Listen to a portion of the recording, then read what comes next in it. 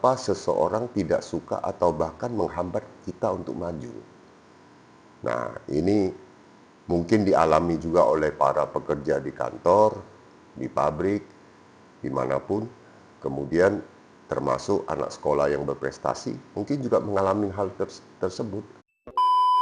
Ini penyakit iri dan dengki ini sebetulnya ada juga di dalam ajaran agama Islam, yaitu dikatakan penyakit hati.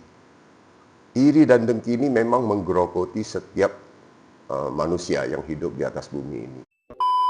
Jangan biarkan perkataan atau tindakan mereka membuat kita kehilangan semangat. Gunakan sebagai motivasi.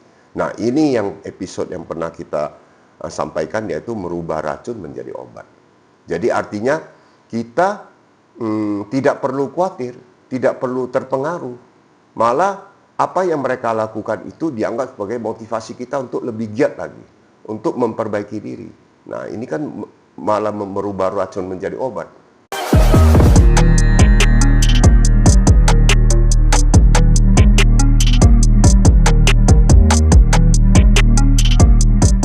Bismillahirrahmanirrahim. Assalamualaikum warahmatullahi wabarakatuh. Pertama-tama mari kita bersama panjatkan puja dan puji syukur atas kehadirat Allah Subhanahu wa Ta'ala yang selalu melimpahkan rezeki dan rahmat kepada kita semua. Tidak lupa sholawat serta salam senantiasa kita curahkan kepada junjungan kita Nabi Muhammad Sallallahu Alaihi Wasallam yang telah membawa kita dari zaman kegelapan menuju zaman yang terang. Selamat pagi kami ucapkan kepada para mualaf, kaum muslimin, para subscriber, pemirsa dan penonton yang sudah setia selalu mengikuti acara secangkir kopi di pagi hari di Kohalim TV channel. Semoga pagi ini dalam kondisi sehat walafiat tanpa kekurangan satu apapun, karena hari ini adalah hari Senin di mana dimulainya aktivitas bekerja. Baik bekerja di kantor, di rumah maupun di sekolah. Topik kita pagi ini yang cukup penuh dengan keberkahan adalah mengapa seseorang tidak suka atau bahkan menghambat kita untuk maju. Nah, ini mungkin dialami juga oleh para pekerja di kantor, di pabrik, dimanapun. Kemudian termasuk anak sekolah yang berprestasi, mungkin juga mengalami hal tersebut. Baik, kejadian ini sebenarnya bisa berasal dari faktor psikologi, sosial, hingga lingkungan. Berarti ini tidak terbatas hanya untuk urusan kantor. Di lingkungan rumah juga demikian. Berikut beberapa penyebabnya. 1. Ini yang sudah umum ya, yaitu rasa iri dan dengki. Nah, ada orang yang tidak suka melihat orang lain sukses karena merasa tersaingi atau iri dengan pencapaian. Kedua, mereka mungkin merasa tidak ingin tertinggal atau lebih suka melihat kita tetap di posisi yang sama. Nah, ini penyakit iri dan dengki ini sebetulnya ada juga di dalam ajaran agama Islam, yaitu dikatakan penyakit hati. Iri dan dengki ini memang menggerogoti setiap manusia yang hidup di atas bumi ini. Selalu muncul. Nah, kita deteksi dulu penyebabnya. Yang kedua, takut kehilangan pengaruh atau kedudukan. Dalam lingkungan kerja, bisnis, atau pergaulan, ada orang yang takut kehilangan posisi atau kekuasaan jika kita maju lebih dulu. Nah, ini juga terjadi. Dan terus terang kami juga mengalami hal ini. Jadi, adanya ketakutan kehilangan pengaruh dan kedudukan. Oke. Kemudian dikatakan juga bahwa mereka khawatir kita akan menjadi lebih sukses dan mendapat lebih banyak perhatian.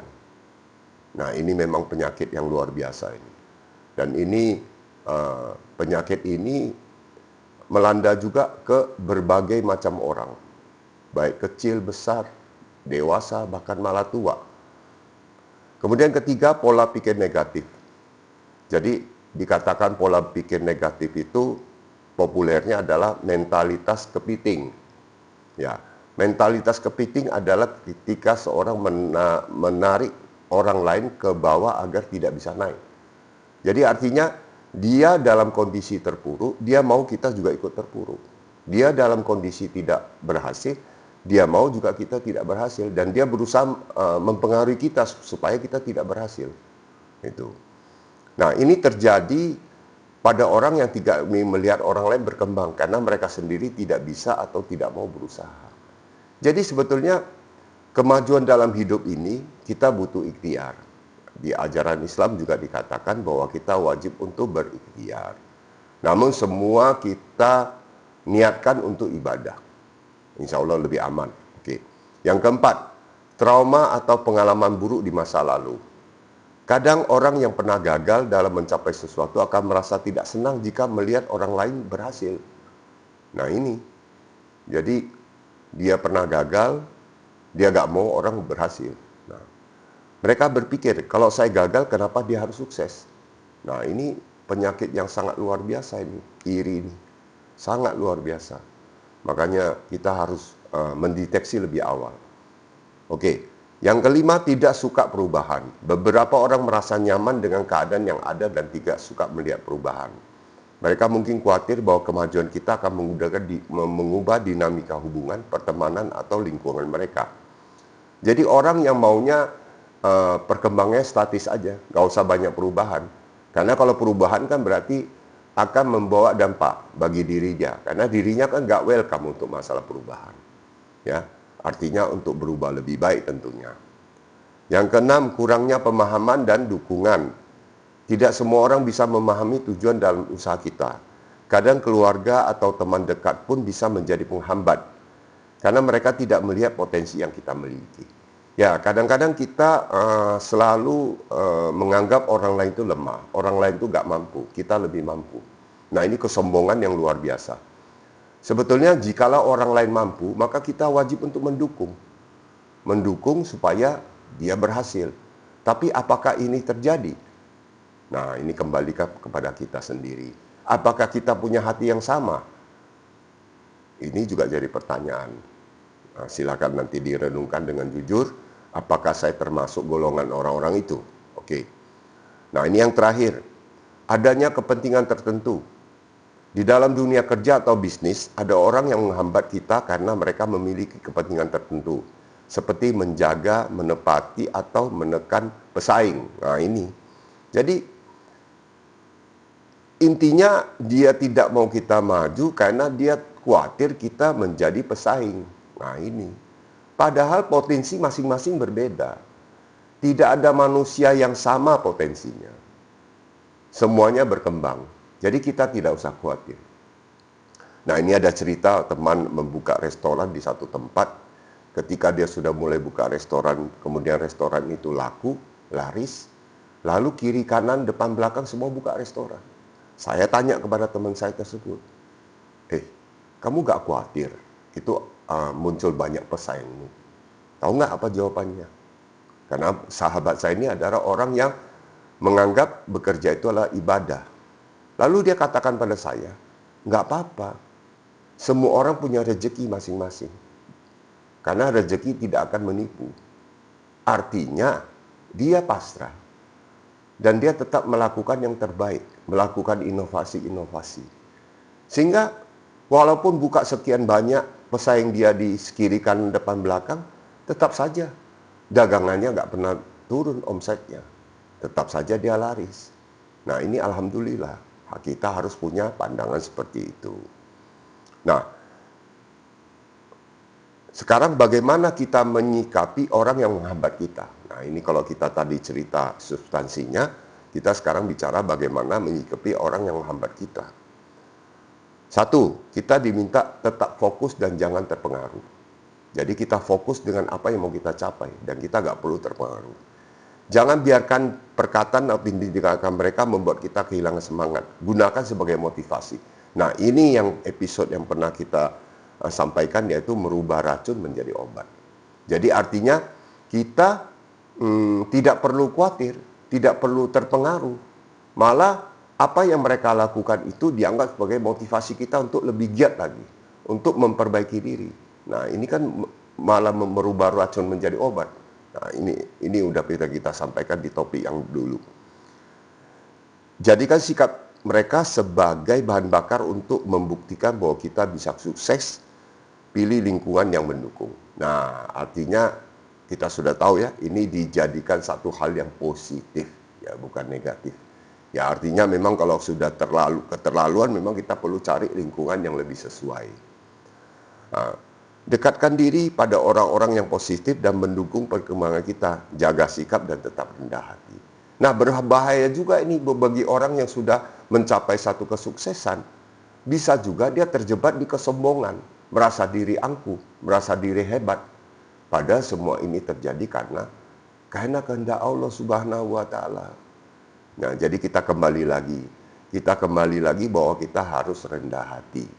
Ya, di topik yang lalu kita membahas bahwa rendah hati bukan rendah diri. Nah, ini juga menarik. Oke. Jangan terpancing untuk membalas atau bersikap sombong. Fokus saja pada tujuan kita. Nah, ketika kita sudah mulai sombong, maka kita sebenarnya sudah setengah gagal. Jadi kemajuan yang kita capai itu sudah tidak lagi sesuai dengan inti hakikat daripada suatu kemajuan. Justru tambah maju, harusnya kita tambah rendah hati. Nah, tapi kita fokus. Berbangga boleh. Tapi kalau berbangga berlebihan itu sudah masuk menjadi kesombongan. Siapapun akan merasa bangga kalau dia berhasil mencapai sesuatu. Tapi cukup sampai di situ saja. Kita nggak perlu sombong. Nggak perlu kita tunjukkan kepada orang kemampuan kita. Kita fokus pada urusan kita saja. Oke? Nah, ini yang paling penting adalah berdoa dan berserah diri kepada Tuhan. Ketika kita sudah mulai maju, kita sudah mulai sukses, kita harus buru-buru mendekatkan diri pada Allah. Kita harus berdoa, berserah diri, supaya Allah yang mendampingin kita. Nah, kalau Allah yang mendampingi kita, maka insya Allah kita ini aman. Gitu. Oke, jadi jika merasa sulit, mintalah petunjuk kekuatan dari Tuhan, agar tetap istiqomah dalam perjalanan menuju kesuksesan.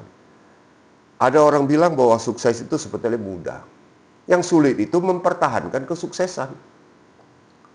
Nah, itulah makanya dikatakan di sini bahwa kita butuh istiqomah. Istiqomah artinya kita komit. Kita komit, kita terus menerus. Kadang ini kelemahan yang kita tahu, tapi kita sulit untuk mengatasinya. Kenapa? Karena kita nggak jujur pada diri sendiri. Kita lihat sekarang diri sendiri. Apa sih sebetulnya kelemahan saya? Coba ditulis. 10 aja. Lama-lama kita akan tahu, oh saya lemahnya di sini. Saya malas misalnya. Saya suka dipuji. Saya suka mencari alasan. Nah, ini kelemahan-kelemahan yang umum yang sebetulnya kita sendiri memilikinya. Nah, perlulah kita mulai introspeksi diri, ya. Jadi pada akhirnya kesuksesan kita adalah tanggung jawab kita sendiri, ya. Oke, tidak perlu ada yang suka atau tidak, yang penting adalah kita terus maju tanpa terpengaruh oleh orang-orang negatif. Jadi kita nggak perlu lihat kiri kanan, kita maju saja. Yang penting itu positif dan bermanfaat untuk orang lain. Nah, kadang-kadang kalau kita kejar itu adalah nama, kedudukan, itu belum tentu bermanfaat kalau kita tidak dimanfaatkan untuk hal yang baik, yang positif. Ya, ini kurang lebih topik ini yang bisa kita sampaikan. Moga-moga topik ini bisa menjadi inspirasi, motivasi supaya kita sama-sama merubah diri, termasuk saya di sini. Kami juga sebetulnya juga banyak kelemahan, tapi kami coba. Dengan adanya acara secangkir kopi di pagi hari, kami ini juga belajar dengan topik-topik. Kami jadi tahu juga. Jadi ini kita saling kita melengkapi. Ya, kami berharap bahwa acara ini tetap akan berlangsung, ya, tentu dengan dukungan doa dan juga jikalau memang ada ide, saran, kritik, silakan sampaikan di komen boleh, kirim by email boleh, ya. Email kami kan sudah tahu ya, yaitu santosohalim1963@gmail.com. Nah, jikalau mau konsultasi secara pribadi, mau ngobrol secara pribadi by WA, bisa. Kirimkan saja ke telepon genggam kami 0812 1636 5335. Ya, alhamdulillah bahwa sejak kami mulai aktif di Kohalim TV channel, banyak teman-teman lama yang menghubungi. Nah, kemarin ada satu teman tahun 1992 pernah bekerja di satu perusahaan yang sama. Beliau hubungi, ternyata sekarang beliau sudah punya keluarga, sudah punya anak, kemudian beliau sudah umroh. Nah, kan luar biasa. Jadi tali silaturahmi terjalin kembali. Nah, ini alhamdulillah kita mengucap syukur pada Allah Subhanahu wa taala yang sudah demikian baik ya menyediakan segala sesuatu untuk kita. Kita perlu wajib bersyukur. Untuk pagi ini cukup sampai di sini. Kami berharap segala upaya yang kita lakukan untuk semakin memperbaiki diri, insya Allah akan dibantu oleh Allah Subhanahu wa taala. Jadi mari kita bersama-sama melihat kembali diri kita, introspeksi. Nah, bagi subscriber atau pemirsa dan muslimin yang merasa tertarik untuk berdonasi di tempat kami juga siapkan rekening untuk sebagai tempat donasi sedekah dan infak yang insya Allah akan kami pergunakan sebaik-baiknya untuk keberlangsungan daripada acara ini, termasuk untuk program-program berikutnya. Terima kasih kami sampaikan. Tanpa berpanjang lebar lagi, selamat beraktivitas. Semoga semuanya dalam kondisi sehat walafiat dan juga selalu dilindungi Allah Subhanahu wa taala.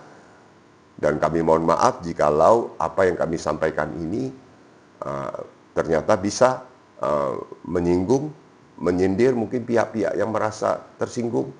Kami mohon maaf, kami tidak bermaksud untuk sengaja melakukan ini, tapi ini adalah cara kami berbagi atau untuk kita bersama. Terima kasih kami sampaikan. Wassalamualaikum warahmatullahi wabarakatuh. Mari kita minum secangkir kopi di pagi hari. Bismillahirrahmanirrahim. Alhamdulillah.